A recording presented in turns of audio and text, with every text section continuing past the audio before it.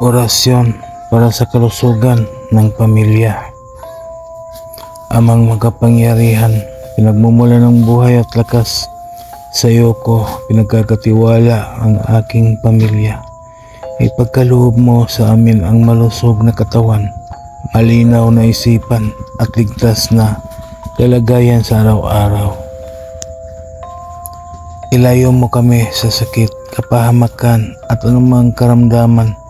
Ipadala mo ang iyong mga anghel upang kami gabayan at proteksyonan sa lahat ng oras. Sa ngalan ng Ama, ng Anak at ng Espiritu Santo. Amen. Bigkasin lamang ang mga orasyon na sumusunod ng 3 beses at iihip sa isang basong tubig at inumin o ipanom mo sa buong pamilya mo. Sator Aripo Tinit Opera Rotas Lanimas Verbum Rex Judiorum Lanimas Verbum Rex Judiorum Lanimas Verbum Rex Judiorum. Amen. Gawin ito araw-araw para laging malusog ang pamilya.